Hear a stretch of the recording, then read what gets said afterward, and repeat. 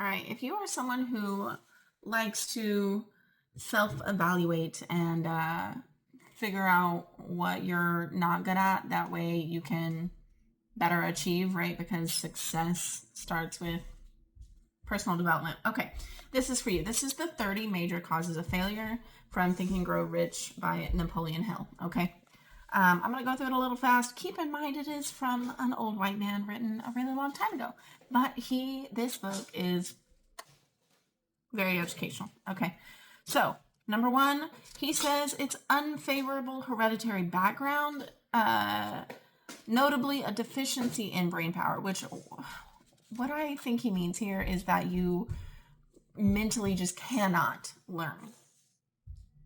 Mentally just, you know what I mean? Okay, moving on. He does say that it's the only one of these that really can't be fixed. So keep that in mind as well, moving forward, that the rest of these can be fixed. Okay, number two, lack of a well-defined purpose in life. If you don't know where you're going, you ain't going nowhere. Number three, lack of ambition. Four, insufficient education, which he does make a note of, that self-educated experience, stuff like that, can be just as meaningful and worthy as institutionalized education, because it is all about the applied knowledge, not necessarily textbook knowledge. If you can't use your knowledge and your skills, then you might as well not have me. Lack of self-discipline is number five. Number six is ill health. Seven, unfavorable environmental influences during childhood. Like, the more you're around crime, the more you're used to it, and that usually turns you into a criminal. Yeah, you know what I mean. 8, procrastination. Don't wait for the time to be right. Number 9, lack of persistence. And I quote, most of us are good starters, but poor finishers of everything we begin. Number 10, negative personality. And I freaking love this one because he says, quote, success comes through the application of power, and power is attained through the cooperative efforts of other people. A negative personality will not induce cooperation. Love this. 11, lack of controlled adult bedroom activity urges. And he says it's one of the most powerful of all stimuli, that it must be controlled through transmutation and converted into other channels. Now, as a Reiki practitioner, I know that the sacral chakra is the one for passion and creativity. So all the adult activities fall under there usually, a lot of it. Anyway, so passion is very easily transmuted into creativity because it all comes from the same chakra. So fully believe that, absolutely. Number 12, uncontrolled desire for something for nothing. He calls it the gambling instinct.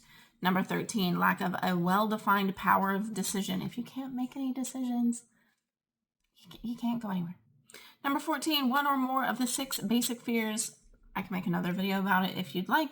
Number 15, wrong person to marry. And I do like that one because he also states that marriage, who you marry, is a really important piece of your mastermind group. So we can make another video on that too if you'd like, but super important stuff there. Number 16, over caution is as bad as under caution.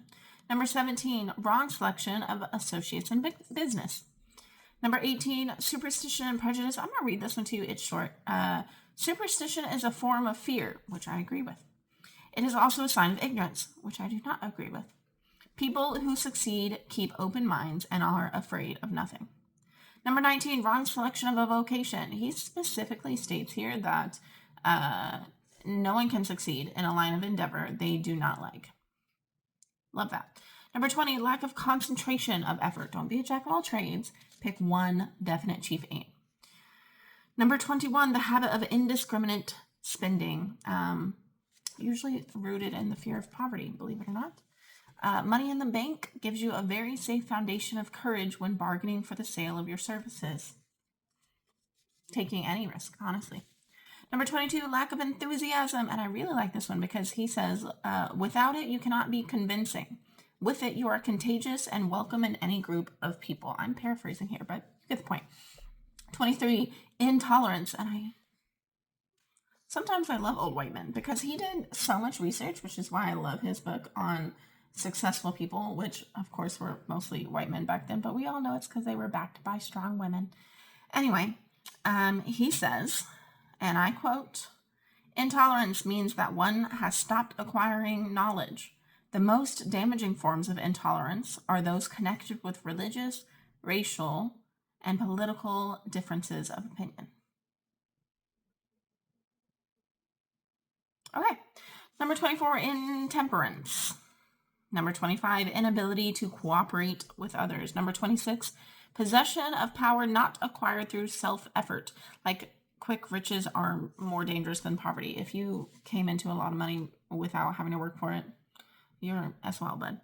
Okay, 27, intentional dishonesty. Number 28, egotism and vanity. Number 29, guessing instead of thinking. And I quote, "Most people are too indifferent or lazy to acquire facts with which to think accurately." And number 30, lack of capital, which he is referring to mostly because he wants you to have a reserve in order to take the risks, like mentioned earlier, and absorb the shock of the mistakes that you will inevitably make. And number 31 is an extra one. He says it's fill in the blank.